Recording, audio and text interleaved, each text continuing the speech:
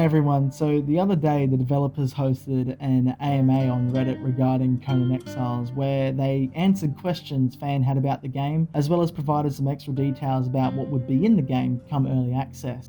So this video is going to be in two parts. Part one is going to be about the differences between Conan Exiles and other survival games as well as the mechanics in Conan Exiles, and the second part is going to be about the base building in Conan Exiles as well as some of the more general information regarding server size, so stay tuned for that. So in this video I'm going to go through some of the questions and answers as well as provide my own opinions on some of the information. I've also broken up some of the questions and answers into categories, so some of the questions and answers I have paraphrased. So kicking off, some of the differences between Conan Exiles and other survival games. Now there are a few questions regarding this. The first question has someone asking what's the difference between Conan Exiles and Ark Survival, and the answer was that Conan Exiles has a tighter focus on melee combat. There's a larger world that can be explored to find lore and stories, a religion system, and a thrall system which will allow you to enslave and turn your enemies into allies. Now, this particular system they're referring to just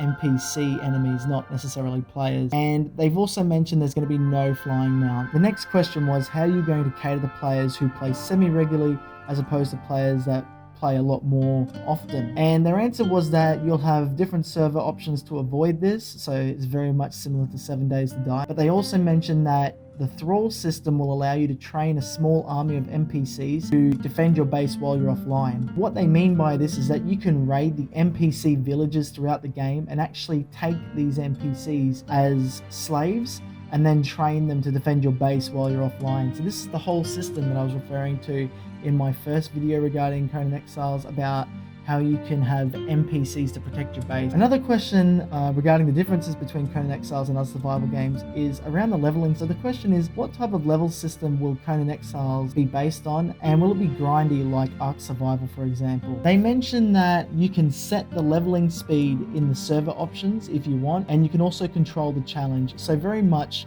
similar to 7 Days to Die, how you can change the options as to damage options, health options, as well as how difficult the monsters are, etc, etc. So I'm assuming there's going to be a lot of variations, a lot of customization options for servers, which means you can make the game as easy or as difficult as you like. There was another question which referred to, will there be mounts or other forms of transportation? They said yes, but only after the early access launch. Now they mentioned that the early access launch will go for approximately a year and then the game will be completely released. But as we know, games never tend to stick to a specific time frame, so it might be a year and a half. The next category is what sort of features will be in Conan Exiles. So there are a couple of questions for this as well, and most of these questions are around not necessarily differences, but what will Conan Exiles have in it. So the first question actually has three sub-questions. First, it asks, will there be an option for stealth? Second question is, how does conquering territory work? And the third question is, what's the thrall system? Tell us more. So their answer is actually broken up into three different tiers. So the first, they said, we take realistic approach to stealth,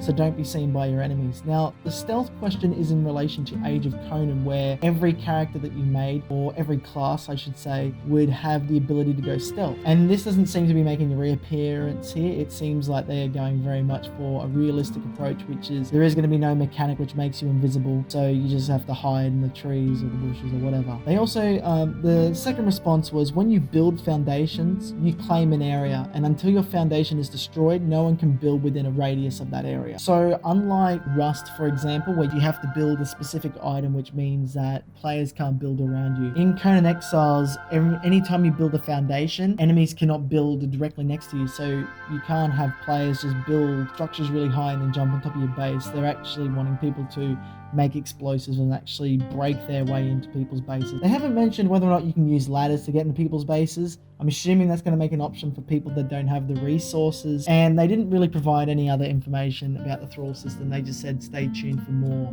But across all the questions, they actually did reveal a little bit of information about. So the next question was, considering the open world, no storyline style, what countermeasures will be taken to avoid the pitfalls that plague other games of this type? Now, their answer to this was that they are trying to give people the tools to deal with these situations. You can create your own server and set the options yourself, or you can search for a server that has the setting that suits you. And there's also no pay to win. So they didn't really mention the whole no storyline style. But in my previous video, I mentioned that their approach is to incorporate a lot of the story, a lot of the lore in the environment and the NPCs. So there's no questing as such. It's very much just you're in the world and you can sort of get a sense of what the lore is based off the interactions you have with environments, NPCs. Another question was, will we be able to tax NPCs and use them to do our work for us? Now, this is mostly in relation to kingdom management or any sort of overall management, almost like a garrison if you've ever played World of Warcraft. They said you won't be able to tax NPCs, but you can capture them and make them work for you. So they do have a system whereby you can make NPCs do specific work, but they didn't mention what type of work this is. One more question was,